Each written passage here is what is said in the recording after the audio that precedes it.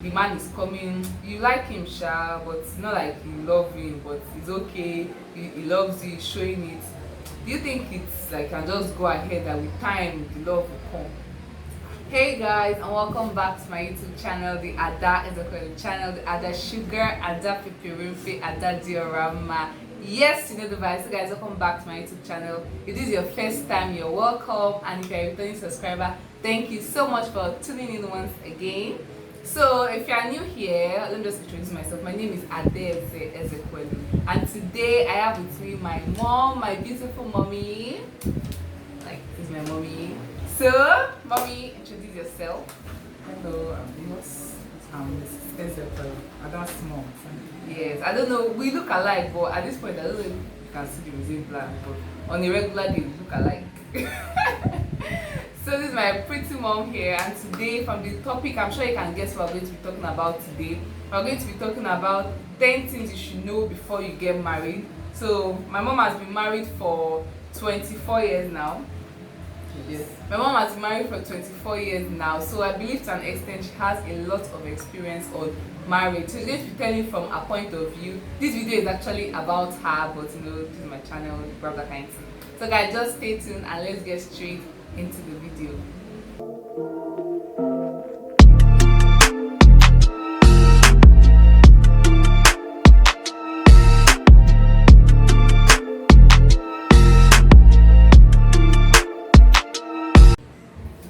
Welcome back guys. So before we get into this video, in case you hear any noise, you know this is why in the new year, so there may be banger sounds or anything like that, just please ignore it. So now mommy, up to you with your points from experience. Thank you very much. Marriage is an institution ordained by God, and it has to do with two people, two intending people. But before getting into marriage, you have to ask yourself some questions, and with the answer of those questions, you can proceed. Like, you ask yourself if you are ready, because marriage is not for trial and error. It's a serious business between two people. Are you ready, or you are desperate to just get out of your parents' house or to get freedom? Are you ready for the commitments that marriage is requesting for? Are you ready for the sacrifice, or you just want to answer that name, marriage, or please receive some people? So you have to answer that question. If the question is now yes, then know you that you have to marry whom you love. That is number one, very important. But there are other factors that makes love sweet or sweeter. You have to consider those ones too. But love, they are all embedded in love, because it's love that will keep you going when the storm comes. It's love that will give you that heart to forgive, knowing that you are not marrying an angel, you are marrying a fellow human being. So get that at your heart, carry that consciousness. Then again, know that you cannot change any man. You cannot change any man. You cannot change any woman. Don't say, don't worry, when I marry you will change. No, don't carry such notion in your mind, because it doesn't work that way. You also need to know, or you learn the person that you intend to spend your life with, because marriage is a lifelong agreement. It's till death. Please don't interfere. That part you said you should love the person. You know, everybody has what they're looking for in marriage. Some people will be like, okay, that the love will come. Some people, a lot of people believe that once the man loves you, that's enough, that with time you grow to love him. So what if as a girl, maybe the man is coming, you like him sha, but it's not like you love him, but it's okay, he loves you, he's showing it. Do you think it's like can just go ahead that with time the love will come? Gone are those era. With my little experience in this school, I know that love begets love. Love begets love. If you love somebody, that is the root of it. love. In fact, if I'm to start on that issue, it will take time here, but love should be the first. For the other important factors. Because before the others, it is love that will give you the patience to wait for maybe you are an expectation. It is love that will make you to forgive. It is love that will even make you to manage weaknesses in the fellow person you intend to marry. So love is very important, and we all know that God is love himself. So love is very important. Love is very important. Mom, what do you have to say about that saying that they say that some people say love is blind, some people say love is not blind? Which one do you believe? You want me to say that thing again? Love is not blind though. Mommy used to say love has microscopic Love eyes. can see the minutest of an organism. Love is not blind. Love is not blind. That is my answer to that. Love is not blind. How? What do you mean by love is not blind? Apart from love, what's like the second most important thing you think that should follow?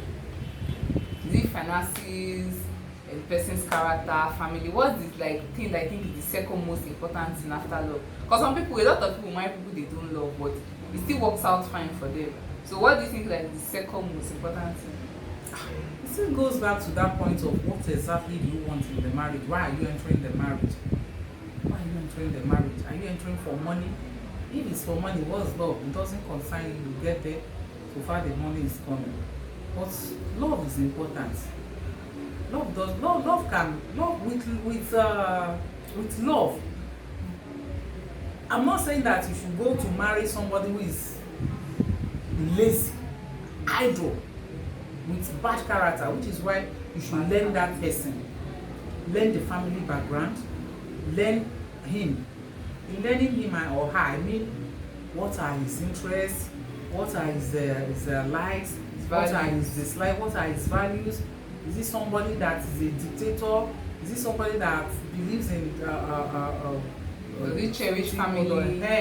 Is he somebody that you marry and he will put a wall between you and your family in the name of man? Because you learn that person. As you learn the person, you will now know. Even from there, you will know, am I going to marry this person? And at that junction, with those red flags, you can take a decision. So that is it. Another person wants to ask you that. What do you think about like marrying as a girl? You don't have any. Maybe you just graduated, or you're still a student. You don't have any source of income, and you don't maybe you don't have a skill, you don't have a business, you don't have any source of income. Like you were 100% financially dependent on your parent or guardian. Then you're about to marry a man. So you're about to marry a man. Do you think it's okay? What do you think about that?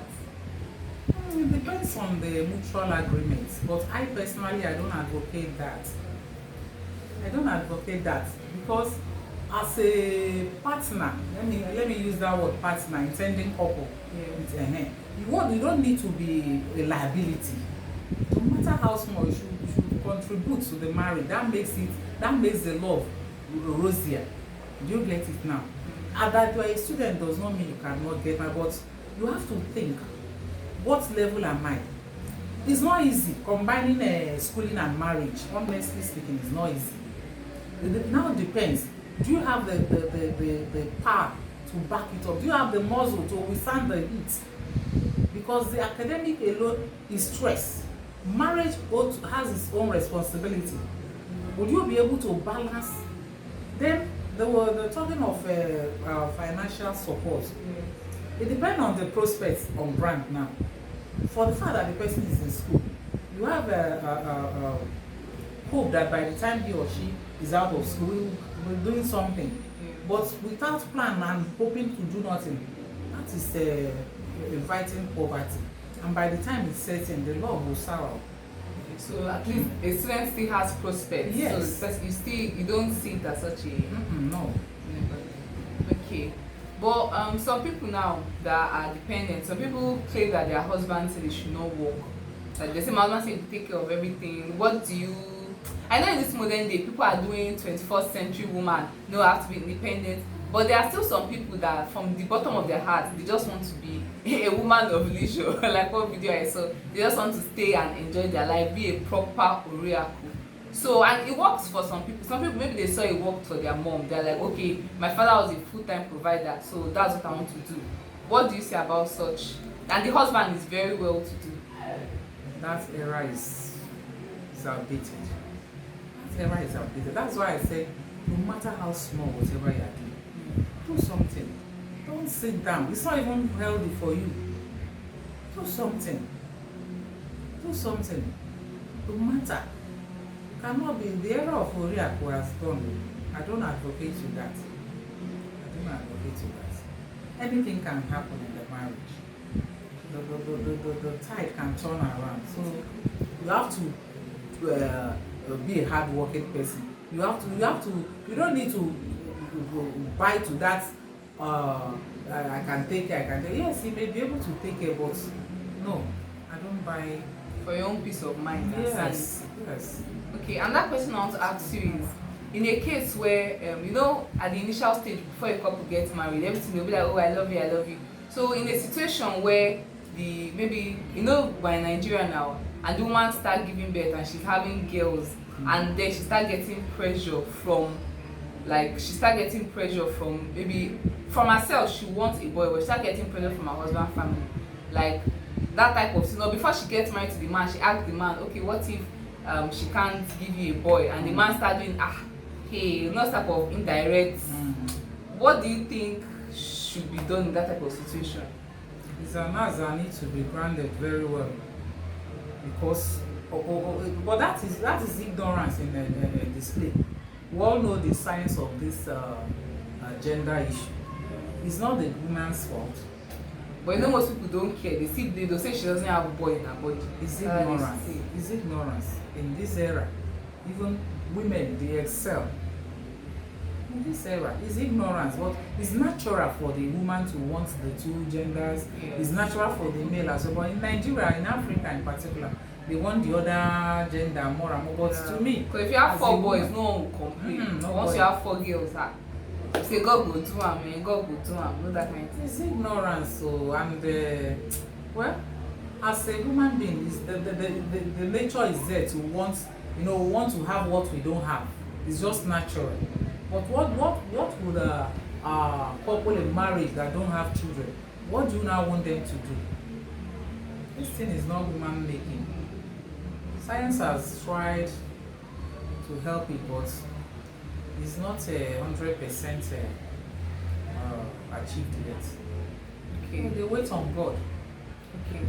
What of the question I saw somewhere? I said I'm going to ask you today.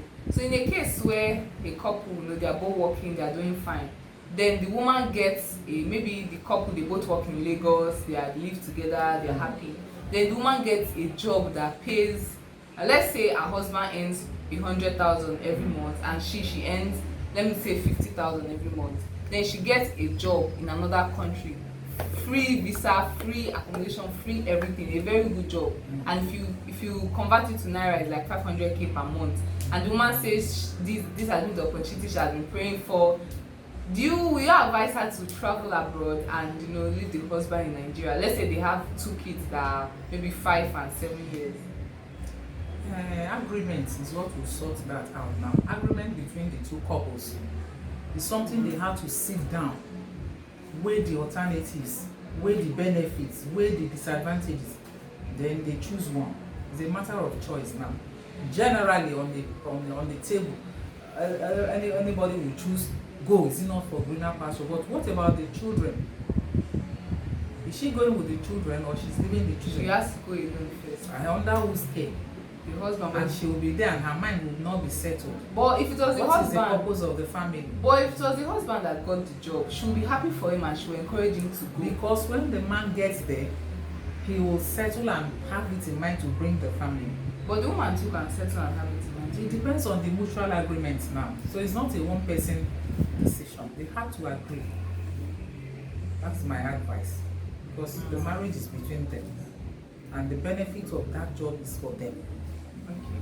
So the last question I'll be asking is, in a case where someone wants to get married and the family are okay, then maybe the guy's family doesn't like her, will you advise her to go ahead with the marriage? Maybe they just tell her that they don't like her. She asks, okay, why don't you like me? They don't have a particular reason, but they just say they don't like her, they don't want her, and they have made it clear that they don't want her. But the man is still insisting that it's her he wants. Do you think she should go ahead, or because the guy's family doesn't like her, she should just pack up? If she has the muscle to withstand the storm, she should go. But to me, if it's me, I wouldn't go. I would, because in Nigerian context, marriage is not just between you and your partners. They teach in some religion. Marriage is about family. It's about family. Well, by the time you have been told that you are not welcome, the reception is not cordial for you, and you are coming, it's like you are forcing yourself. And that comes to that thing. In some occasions, the love may now grow. Maybe they were not opportune to see the character of that person. Or maybe because of tribe. Because of tribe. But I don't think it's the best for them to come out to tell you they don't want you. Unless you have other means to really let them know that you are good. But it takes the grace of God. No parent will support that either. Okay. So for the very last question, Mommy, what advice would you give a new bride? If you advise a new bride that just got married and she doesn't have a business or a job, what advice would you give her? Thank you very much. I will advise the new bride that doesn't have a job, or she has something doing, probably a venture, to keep it up. Don't relent or say or withdraw, believing that you want to give birth, or you want to finish the business of probation when they are grown up before you start. No, that will be dragging yourself back. Just keep it up, continue, and I bet you will cope. But by the time you drop it, for you to come back again, that will be like after 5 years. After 5 years, that's starting afresh. And most times, they will not be able to come on again. So I just advise, no matter how little, don't despise that little. You continue, you will cope, and before you know it, you are up there. Thank you very much, Mommy, for coming on my channel again. If you have not seen my mom before on my channel, then go back and watch my mom tag and intertribal marriage video. Yes, my mom is a Yoruba woman from Ekiti State. In case you don't know, so you can go and watch. I'm going to link it so you can go and watch our intertribal marriage video. Thank you for watching, and a happy new year to you. See you in my next video. Bye.